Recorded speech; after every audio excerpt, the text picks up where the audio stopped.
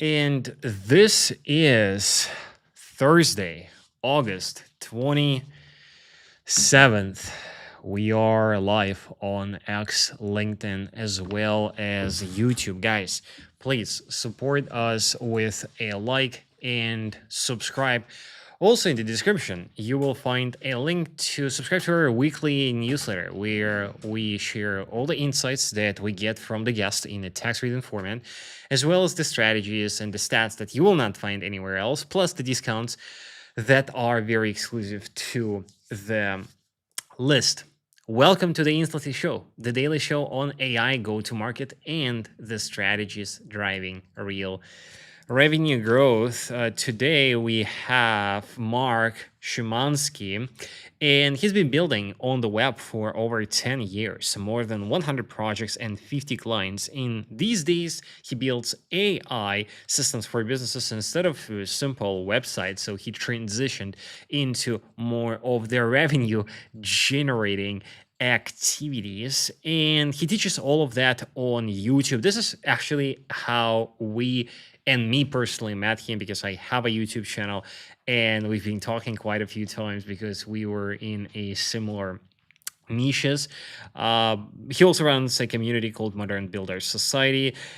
One of the interesting case studies that we will be talking with him is how he was paying, a few $100s for the QuickBooks. He was not really using it, and then he replaced the entire thing with a vibe coded build for just $2. Now, he's also going to be opening up his AI operating system that his entire business runs on, so he never have to explain any of it to the new AI agent, so you guys can learn from it. And also, don't forget that if you don't understand something, or if you want to ask our guest, please put it in the comments, and we have a few minutes of the Q&A at the end of the show where me or him will be able to answer your questions. Now, this is our lineup, so you guys can kind of get a sense. We're reviewing the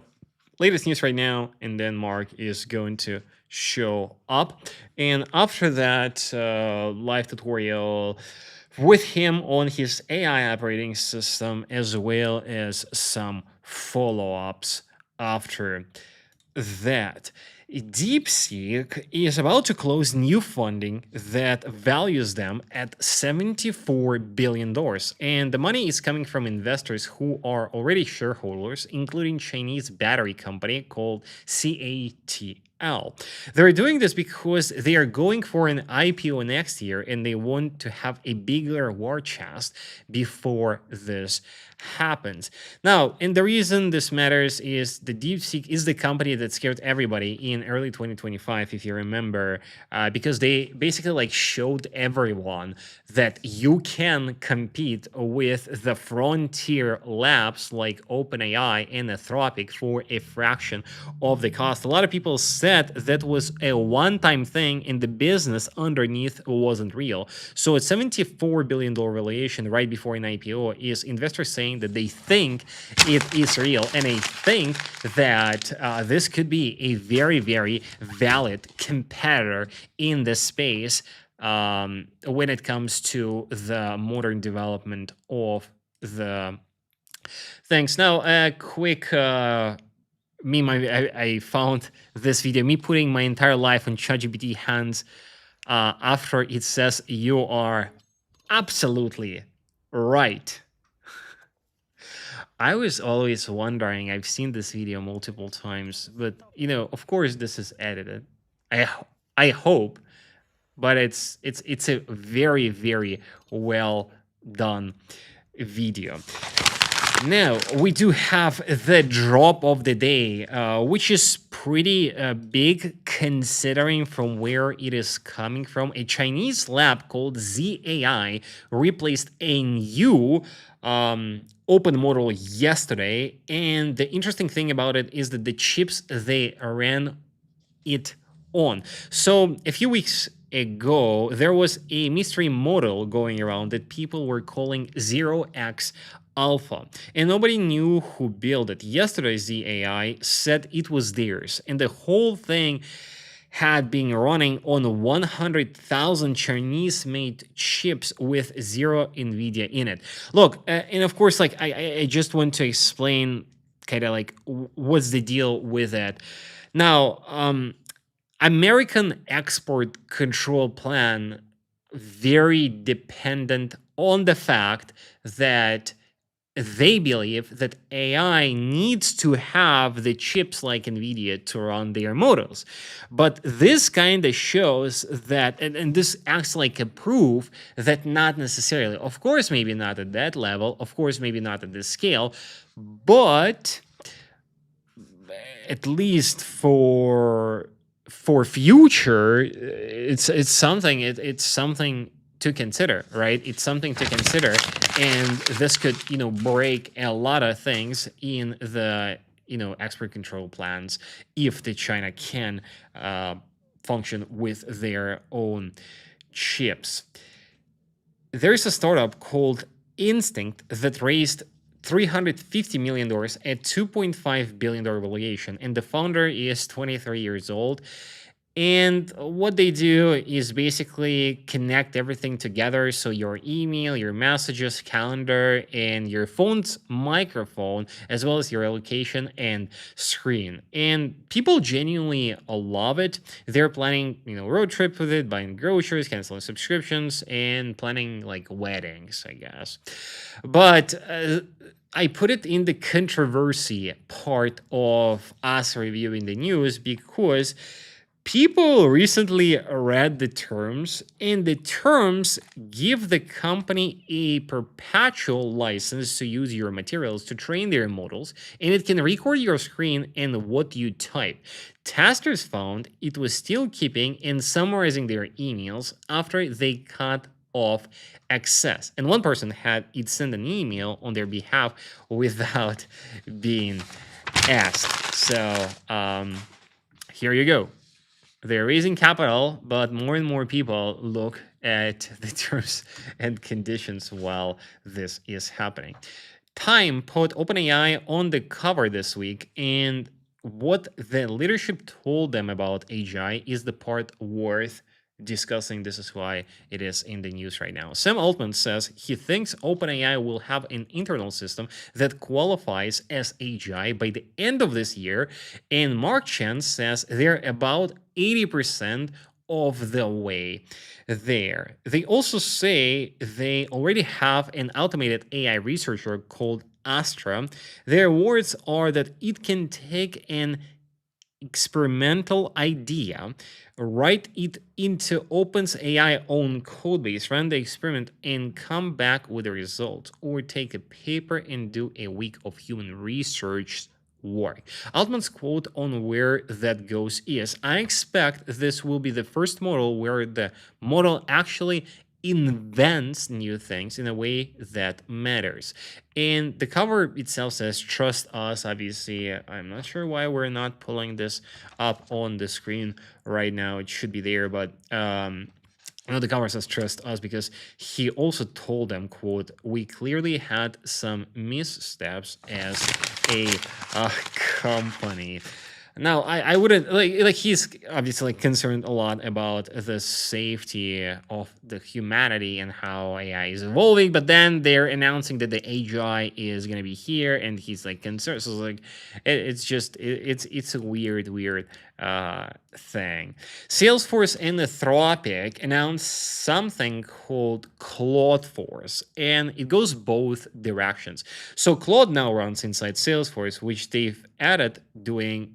started to do since late last year. But the new part is that Salesforce now runs inside Claude. There's a plugin with 37 pre-built sales skills, so a seller can sit in a Claude chat, look at live pipeline, update deals, and actually take actions without opening Salesforce at all. And people have been doing this thing for a while now with like MCP servers and the different API access to a smaller CRMs like Pipedrive, like ClickUp, like Notion. But having a plugin that is officially released and promoted like that inside Claude is a huge deal for the companies that are operating on top of the Salesforce. Now, I do have a few agency owners who are working with the clients that use Salesforce and they being automating the things for them. So they've been using Salesforce API so for like a year now with the Claude and with the agents and operating systems that they are building. But it's just interesting to see now, this kind of getting released and hopefully getting the traction. JP Morgan put a number on Cursor and they estimate it's doing over $4 billion in annual recurring revenue. And like for context, if you forgot, SpaceX bought Cursor for 60 billion and that deal closed 2 weeks ago. So they paid roughly 15 times revenue for it, which is not, a lot considering how Cursor is moving. So 15x multiplier doesn't seem to be way off. And while people were talking about that number, Polymarket had another one running. That's the like asking the market if they believe that the Tesla and SpaceX will announced to be officially merged by the end of next year. And 52% of people saying and believing that it actually will be. So now it's going to be even bigger company that will, get even more market cap. Now, we are having the guest joining us right now. Let me see if Mark is getting connected to us. I see that he's here. This is great. Now, let me pull everything up right here. 1 second, guys. Okay. Now, my first guest today, Mark Szymanski, he's been building on the web for over 10 years, more than 100 projects and 50 clients. And these days, he builds AI systems for businesses instead of just websites. He teaches all of this on the YouTube and runs a community called Modern Builders Society. He, as I was already mentioning, replaced quite a few systems that he's been using himself with his own vibe-coded tools, and we will talk about that right now. Mark, can you hear us? Can you see us? I can, Eugene. Thank you so much for having me, brother. Yeah. I've actually noticed that we have a very similar backgrounds. It's like a dark and red, so there seems to be Yeah, this is actually, alignment there.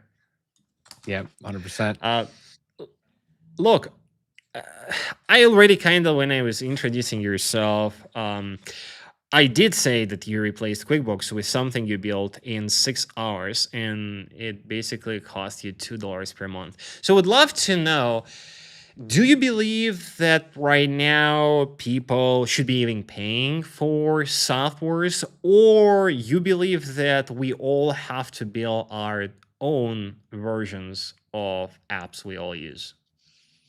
Yeah, I think it's a loaded question. It's probably pretty nuanced depending on who you're talking to.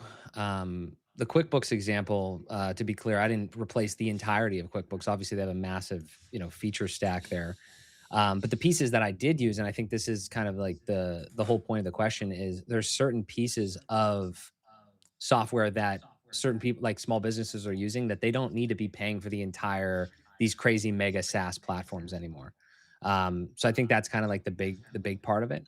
And that's largely I replaced like the bookkeeping piece and some of the P&L stuff, but obviously they have a whole array of things that I wasn't really that I didn't go into.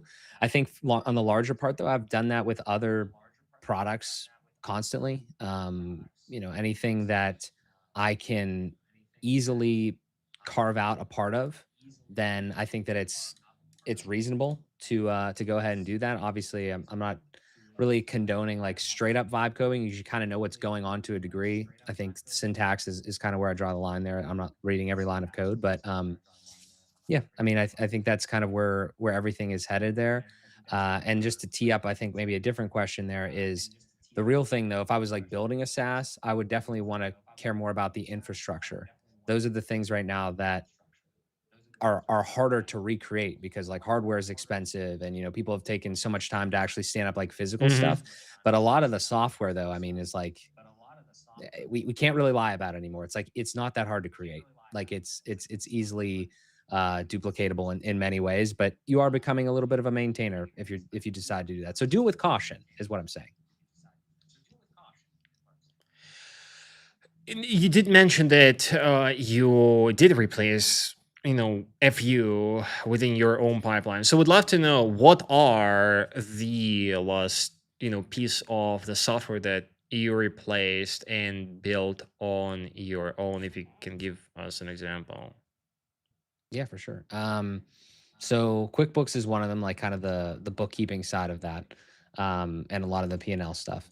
Um, Really, a lot of it is also bringing things into my AIOS, which we will talk about a little later, is like, bringing Yeah, more of we the will. data internally into. So, like, analytics, for example, like, I still use like, I was using Plausible, I still use Fathom to gather that data, but now I bring all of that in, and, like, I had old other data too from, like, Google Analytics and Plausible. So I brought all of that into my, really into, like, a Cloudflare D1 database where everything is kind of, like, pulled in from, so I have visuals of all that now. Um, replaced like some there's just so many like little consumer tools that like you think, "Oh, I really need that," but you're only using a part of that. So another one is, and these are great products, but another one is Senja, if you ever heard of Senja for testimonials. Like they have a nice suite of Hmm. things there, Yeah, I but did. as soon as you start vibe coding, as soon as you start doing any of this agentic stuff, you're like, I just need access to like part of your infrastructure, and I don't really care about your front end tooling. Like I don't care about your widgets and stuff because I'm going to create all that myself. So now I'm only using half of your product.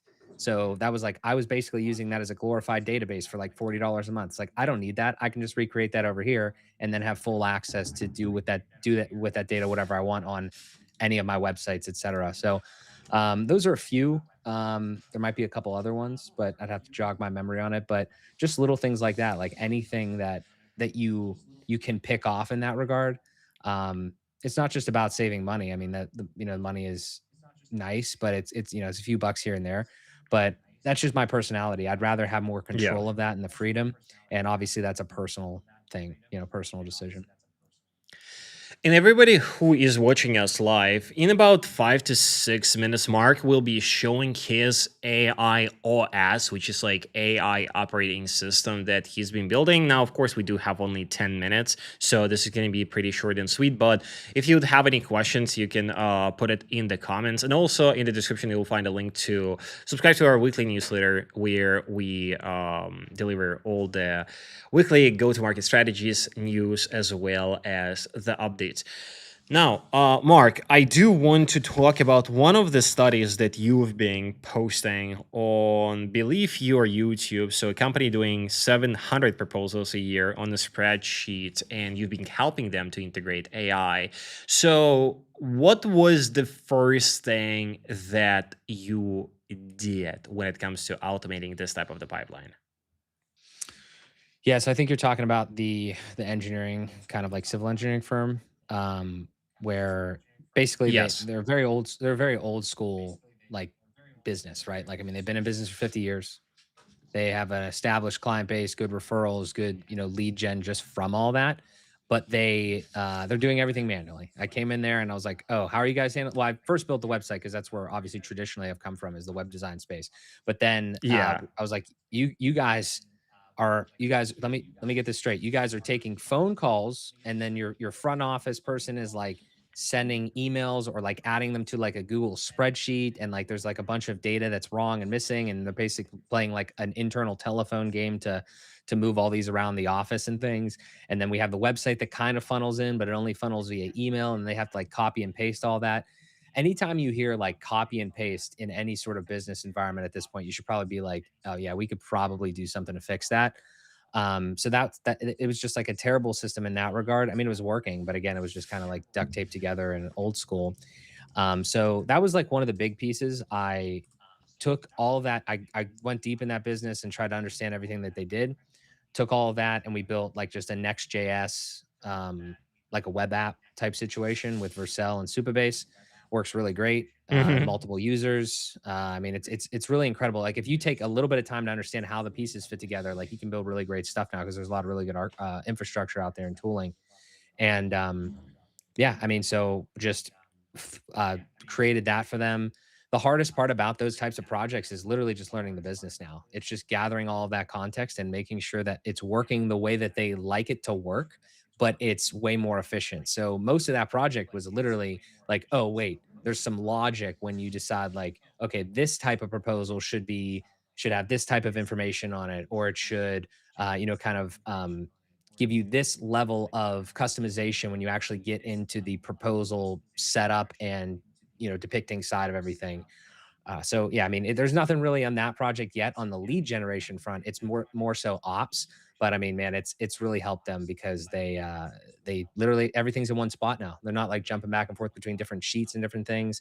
And the one last thing I'll say about that is, if you do that for a client, if you get right in that spot where the ops are, you have two ways to go. You could either go generate them more leads, or for me, their project management side of this is worse than this part of this was. Like this Hmm.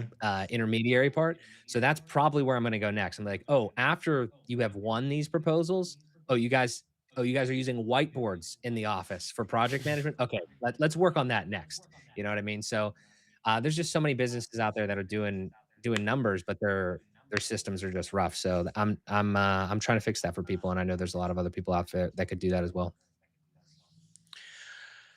I do have so many questions about the AI OS, about the context, about the reliability, but I think this is going to be more relevant if you start showing the screen and showing it to everyone, and then I will kind of follow up. So, can you please share your screen right now? Absolutely.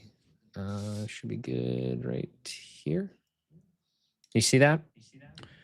I do. While I am pulling this for everyone, can you explain what you're going to be showing? For sure, yeah. I mean, I kind of just put together a presentation here, kind of just outlines everything. I mean, I have some other visual aids that we could pop up live as well, Yes. but this kind of just outlines everything. So, I mean, you want me to just dive into it because it kind of does lay it all out. Yeah, go ahead. We can see a screen. Okay, cool.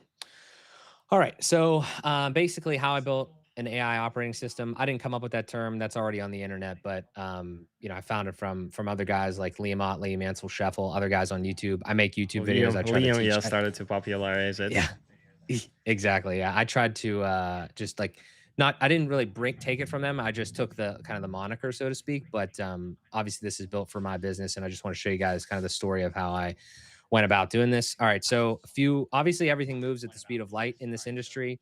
I'm gonna take you back maybe like quick, like beginning of 2026, maybe late 2025. I was using AI. I think a lot of us probably were at that point, depending on what your trajectory is. But everybody, because it's moved so fast, everybody has a different level of knowledge.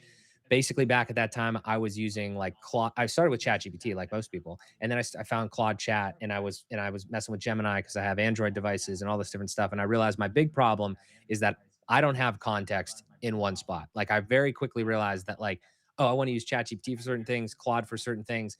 I don't have any sort of source of truth or spot where like my context lives, where I can use all these different models that are coming down the pike here to do different things. It got even worse when I was using Claude Chat to like talk about clients, and then I found Claude Code started working agentically, and I was like, now this is really bad. Like, why am I like copying and pasting stuff into here when I didn't need to do that. So again, this was several months ago at this point, but that was the large thing. It's like I'm trying to operate more efficiently. This is fun, this is working, but it's not cohesive whatsoever.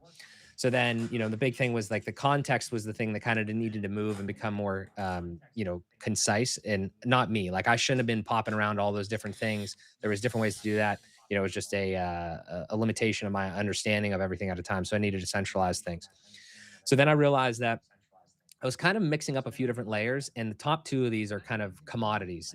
I don't know if everybody would agree with that, but I would say they're kind of becoming a little commoditized. Like the model or the LLM that you're using, I say they're commodities in the sense of that there's a ton of them, right? There's a bunch of frontier models, there's local models, there's Chinese models, whatever, whatever the one is best this month, you can make Hmm. an argument for.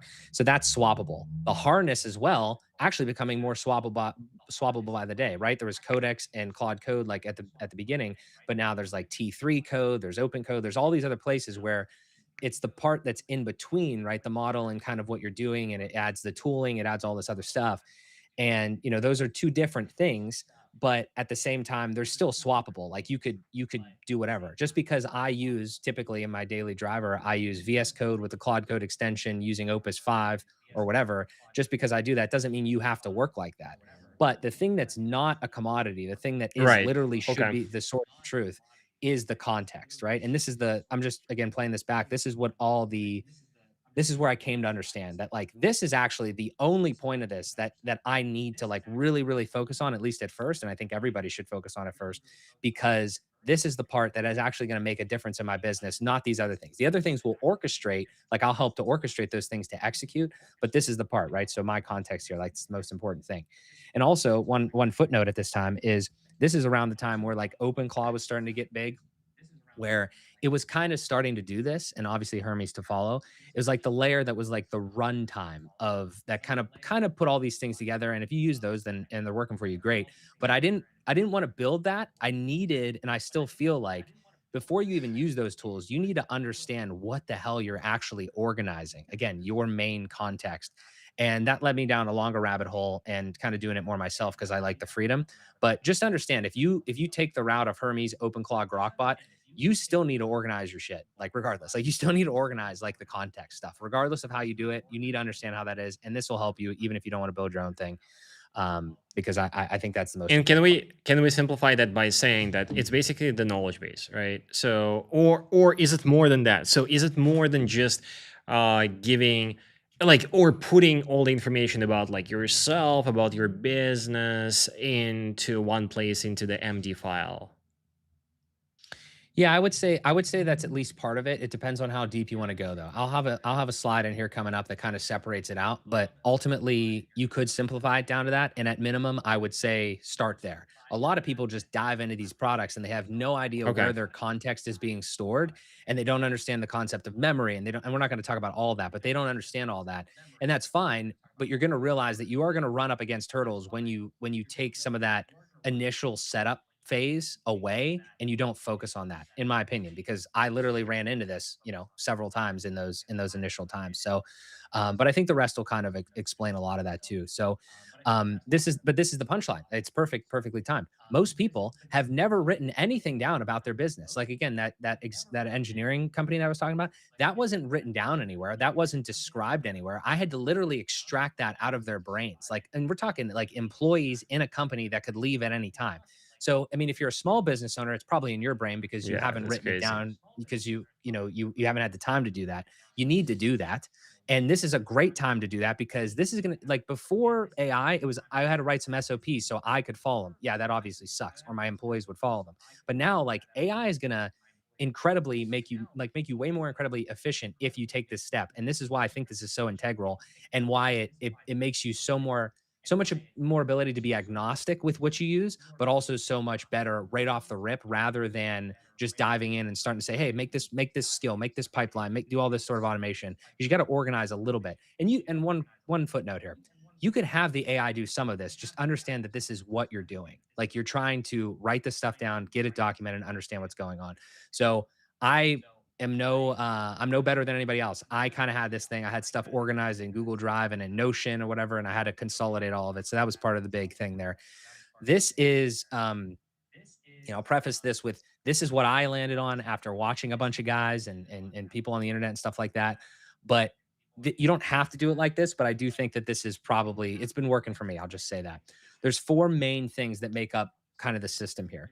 So and again, it speaks to what you were saying, Eugene. Like, first one is like, is it always true about me? Like, is it always or going to be true about me for a very long time? So I would say that's knowledge. So like, mine lives in entities. We'll talk about Which the is the I'll show you the knowledge. file tree. Yeah. Pretty much, yeah.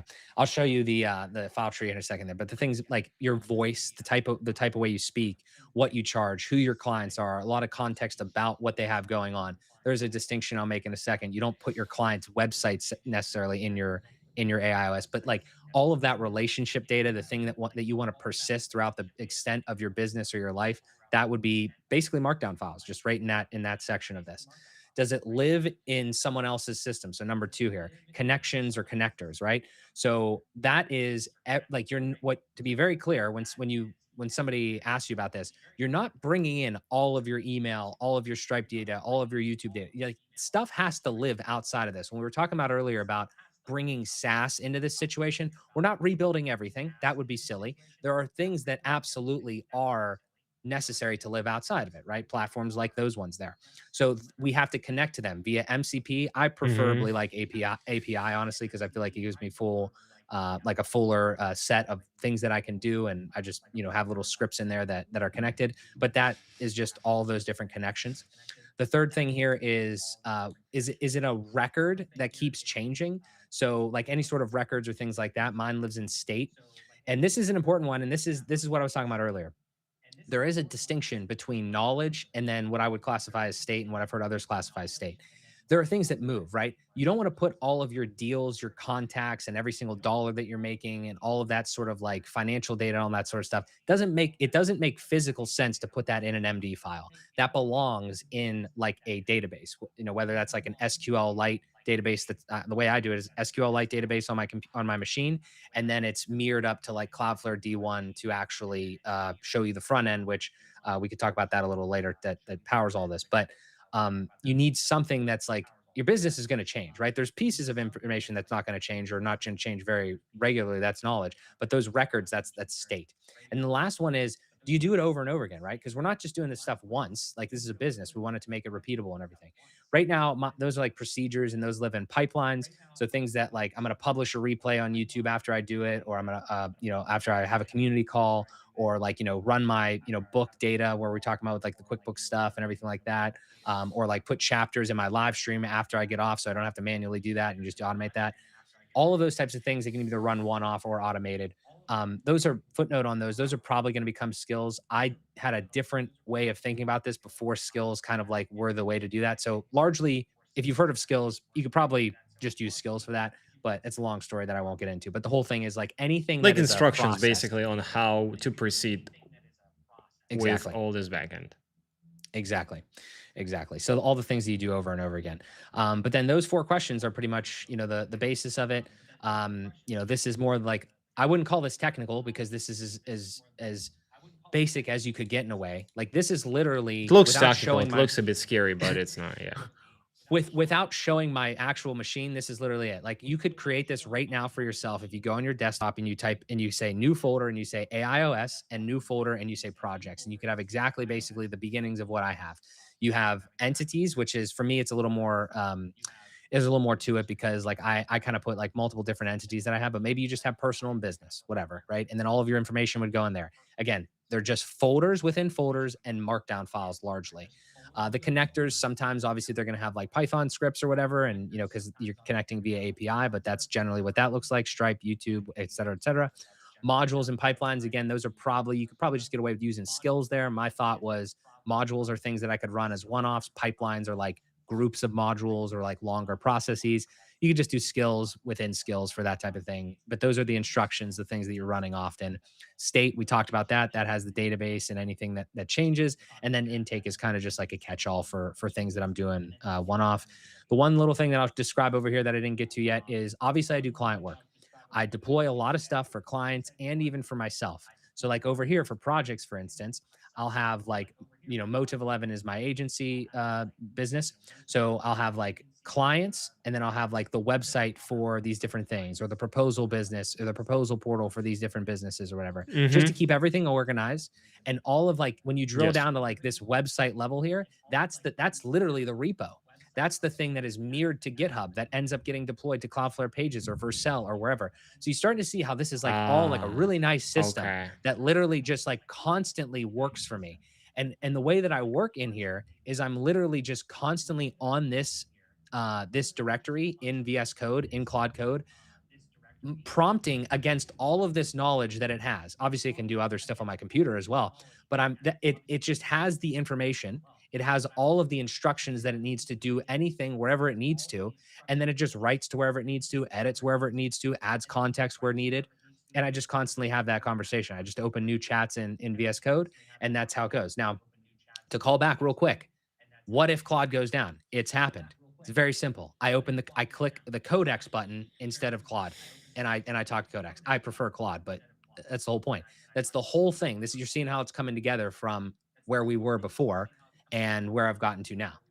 And coming up on the Yeah, last thing here because the is you're probably like, backend stays the yeah, go ahead. same, right? And like you can connect it to any agent essentially that will be able to pull the contacts from the previous things. Now, how about the conversation history with like the threats, so with the agents that Mhm. you are doing? So are you constantly just trying to save everything onto the back end, so that if something goes wrong, then you can, just retrieve that? Good question. Yeah. So generally, the way that this works is, from my experiences, I'm using Claude Code exclusively, largely. Obviously, sometimes Codex, but rarely.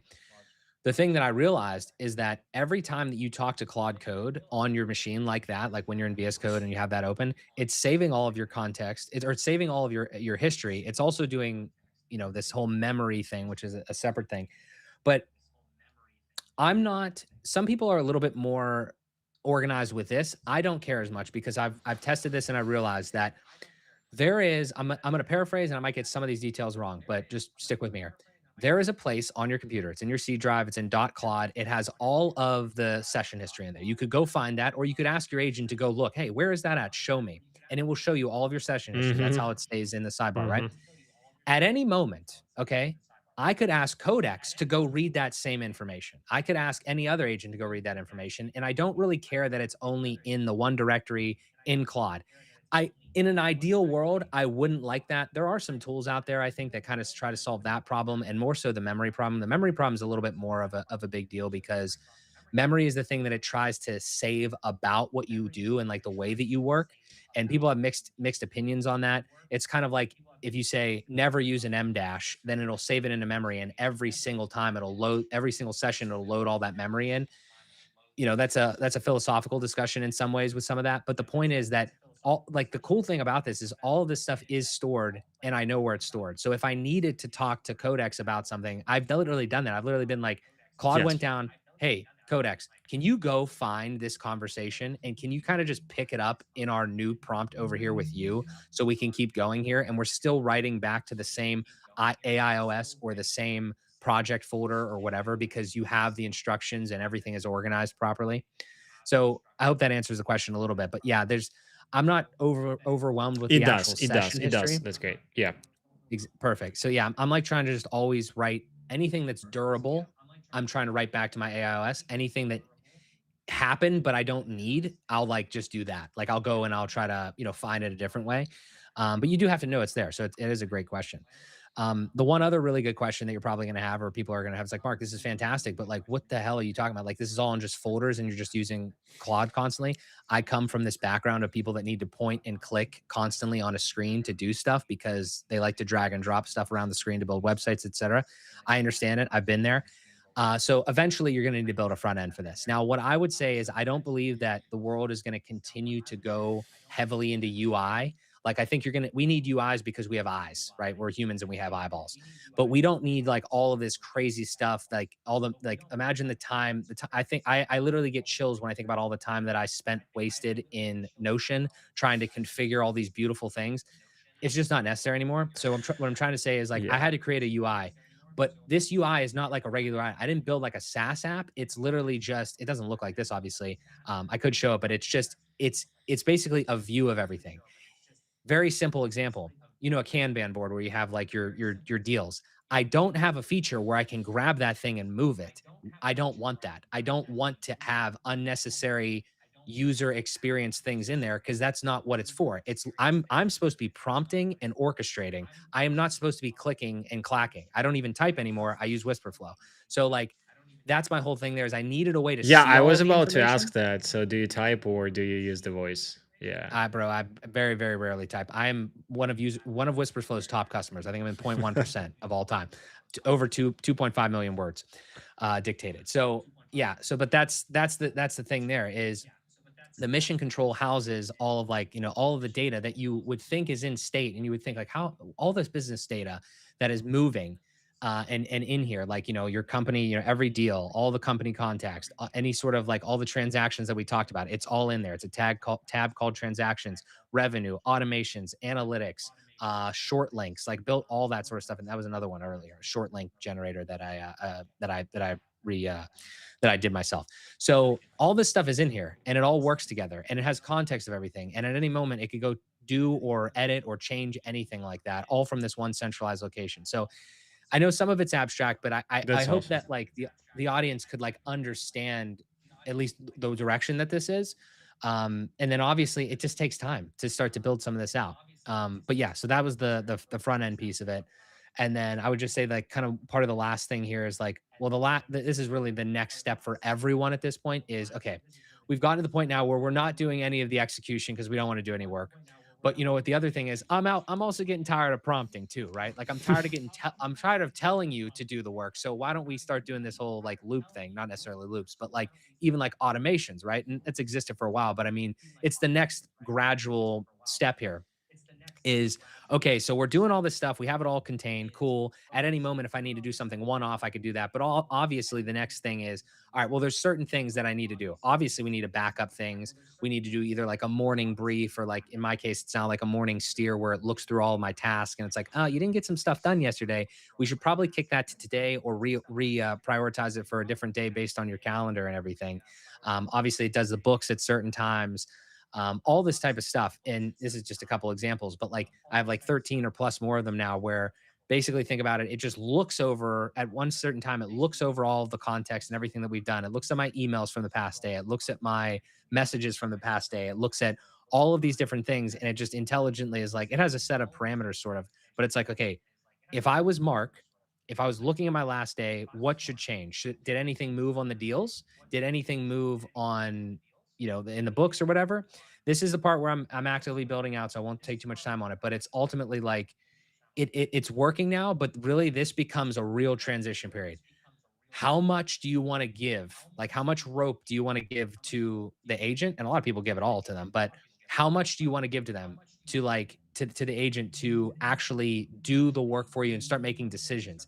I think that I'm on the verge of giving a lot of it, but I have to make sure that it knows what I want. You know what I mean? It knows the kind of like what I'm trying to do. So, but that's the next logical thing, and that's already where I'm headed there.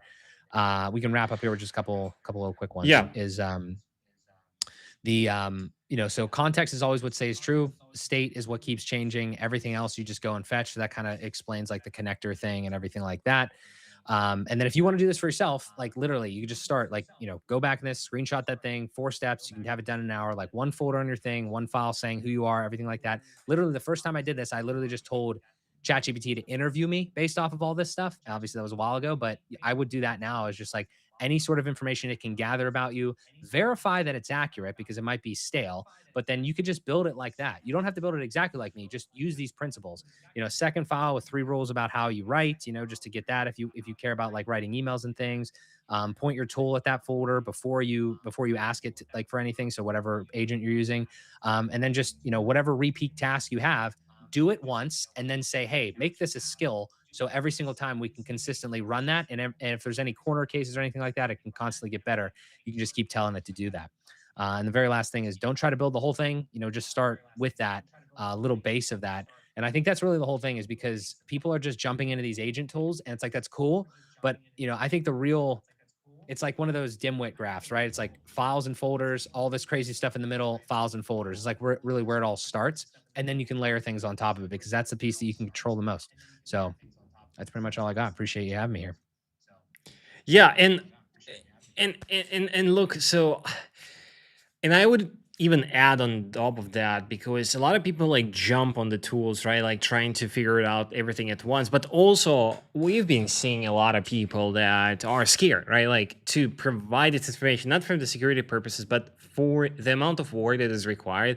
But it's actually an opposite, like especially if you're using voice, right, like you can walk, you can like provide some context there and go slowly, as you said, start with the knowledge, input all the information about your business, about the goals, about yourself, and then try to, connect to all of these, tools that you're using. Start with the email, again, kind of easier, with a calendar, because there are MCP servers right now. You don't need to provide the API docs and all that, right? So, like, just go slowly, and I'm pretty sure, people will be able to make it. I do have a question from an opposite standpoint, where you've been obviously saying that this has been working very well for you. But what was the last thing that you have tried to build, but it did not really work? I mean, I would be remiss if I said that everything worked. I mean, a lot of it breaks initially. You know what I mean? Like a Yeah. lot of it, it's not. It's like people think about vibe coding, they just snap their fingers and it's done. That's absolutely not the case. I mean, there are bugs here. You know what I mean? So this is why people are gonna have to start making a decision if they actually want to handle some of this stuff. And I get it. You know, you want even more convenience. You want whoever to do it for you. But that's just not where I came from. I came from literally like WordPress, where we were like maintaining our stuff already. So it wasn't that big of a Right. change for me. So it depends on who you are for sure. And it'll continue to get easier. I'm trying to think of anything that like really broke. Um, I mean, I've had some trouble with certain things like the analytics part. Like I was diagnosing a couple issues earlier today. Sometimes things, what I've realized too is like I'm a developer in a way because I was, I went to school for it, but I had been away from like code for a while. There's a lot of things that you just don't understand, like transient errors, like things that just have like there's not really problems, but they just break. I mean, they just don't work for some reason when you try to do it and then you try it again and it does work. There's a lot of little things like that that you start to learn over time, but yeah, I mean, big ones that yeah, I'm not trying to cop out on the answer. It's just like if something is outside of the realm of what I think I need to do, then I kind of just at this point have not done it. Like all these ones that I've decided that I was going to replace or do, I was like pretty confident that it was going to work, and I did some due diligence with the agent to understand. Um, so yeah, I don't know if there's any like really big Yeah. losses, but All I'm good. sure there's been some. That's a good thing. That's a good thing. Look, the very last part of the show is going to be a blitz, which is me asking questions very fast to you, and then you reply either fast or expand on your answer. You ready? Okay, I'll try. What's the best AI model for building right now? I use Opus 5. Do you type or do you talk to your computer? You already kind of answered that. Yeah, I literally barely ever type. All talk. How many AI subscriptions you are currently paying for? $200 Claude Code and $20 Chat GPT, which I barely use. Then the follow-up question: Claude Code or Codex? Largely Claude Code, yeah, like 99% of the time. For your clients, do you build them demos, trials, or boards first? Or do you first send them proposal and then build? It's a great question. I'll try to be concise, but yeah, I would actually highly recommend in this state of the age, like do the former rather than the latter. And I literally did that today with like I'm doing that with websites now because websites are I have good pipelines for that. I did that with that portal as well. Like I literally presented them a prototype. It wasn't like fully working, but that proposal type thing. Yeah, I would highly recommend you should do that now. It's such low cost to get a prototype. Don't do the whole thing, but yeah, I'm 100% prototypes and demos. For the websites, do you charge more or less than you did before this AI era? I'll try to keep this one short. I am finding myself charging less, but very specifically. um, because I'm trying to get into these companies to provide other services now that are really abstract, and it's hard to like really it's hard to for me so far. This might change. It's hard for me to explain what like a portal would do for them, or this, that, or the other thing would do for them. Plus, I like the recurring revenue that that a website provides just because it's my background. So I would say like the same or a little bit less. Yes. I haven't figured out a way to charge more, even though it's faster. You know, I don't know. It's probably a limiting belief or something. Do you work on a retainer or peer project basis? I really retainers are tough for me because I always have a problem with like what I'm actually providing for it. So I would say largely paid project and then recurring based off of a set of like specific deliverables or like hosting or something like that. So I guess a combination of both. I just never really like the idea of a retainer as like an abstract thing. Would you ever hire anyone or keep building solo? I don't have any ambitions to hire anyone other than AI. Sorry if that angers people. But maybe honestly, I don't know. I just haven't had a reason to.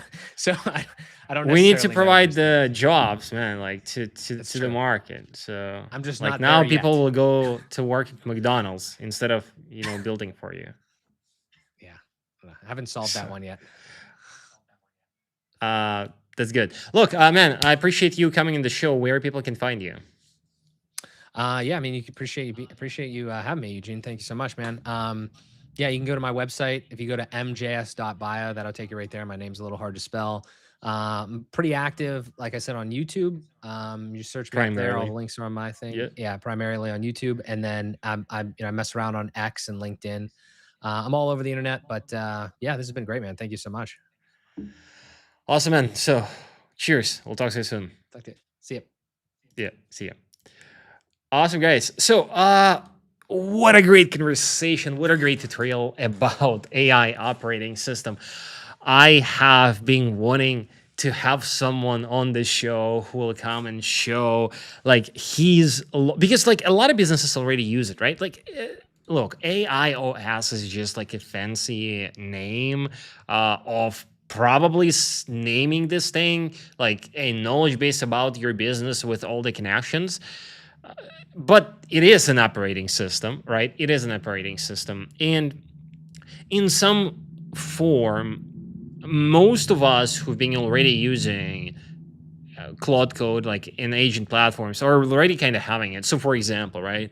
So I have campaigns on Instantly, and I'm using the Instantly CLI. We've been using Instantly MCP, and now like we have our skills on how to like write the copies, and we have the skills of like generally the business, and now we have the client information. So it's like, and all this sitting in the skills and the folders, and the folders are inside the folders. So it's like it is, right? Like it is already an operating system. Now Mark was just showing like a fancy nice way of organizing how to think about like connections and the knowledge base and all that jazz, which is cool, right? I need to do it more, right? Like I've not been organizing it enough, and I need to definitely spend more time on that. Now, I hope you enjoyed the episode, the technical one.